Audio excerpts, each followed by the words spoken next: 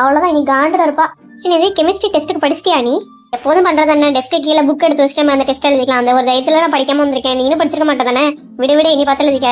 எனக்கு தெரிஞ்ச டெஸ்ட் இருக்காது நினைக்கிறேன். ஏன்னா அது புது பையன் வந்திருக்காங்க. அதனால மேம் கண்டிப்பா அதை கேன்சல் பண்ணிட்டு சப்ஜெக்ட் குள்ள தான் போவாங்கன்னு நினைக்கிறேன். மேபி வந்துட்டு 2 to 3 டேஸ்க்கு அப்புறம் அந்த டெஸ்ட் வைப்பாங்க. அப்ப பாத்துக்கலாம். நீ சொல்றது கரெக்ட் தான், மேபி இருக்கலாம். எப்படியோ அந்த காலேஜ்ல இருந்து இந்த காலேஜுக்கு ட்ரான்ஸ்ஃபர் ஆயாச்சு. முடிஞ்ச அளவுக்கு யார்ட்டையும் பேசி வச்சுக்காம இருக்கிறது தான் நல்லது. இல்லைன்னா என்னோட ஐடென்டிட்டி யாராவது கண்டுபிடிச்சிட்டாங்கன்னா எனக்கு தான் பிரச்சனை. ஹெட் மாஸ்டர் நான் சொன்னது மனசில் வச்சிருப்பாருன்னு நினைக்கிறேன். அது மீறினா அவருக்கு என்ன நடக்கணும் அவருக்கு தெரியும். அதை தான் இந்த மேம் கிட்டே சொல்லிப்பாருன்னு நினைக்கிறேன். ஃபேவரட் டீச்சர், அவங்கள ஃபேவரட் டீச்சர், என்னோட ஃபேவரட் டீச்சர் இந்த மேம் ஆட் பண்ணிட வேண்டியதான்.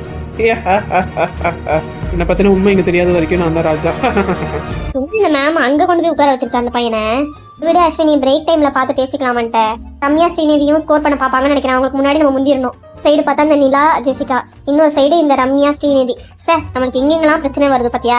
சரிம்மா பாக்கியா, நீ தான் கிளாஸ் டாப்பரு, அதனாலதான் இப்படி இருக்கு. அடுத்த செமஸ்டர் நீ தான் டாப்பரு. ரொம்ப பணிவான பையனா இருப்பான் போல. அமெரிக்கால படிச்சிருக்காங்க, ரொம்ப டீசென்சியோட இருக்கான். இப்படிலாம் இருந்துட்டு நம்மளோட ஏரியாவுக்கு இவன் செட் ஆவானா? செட் ஆகுமான்னு என்னன்னு வேற தெரியல. பாவம், என்ன பண்ண போறானோ இந்த செமஸ்டர்.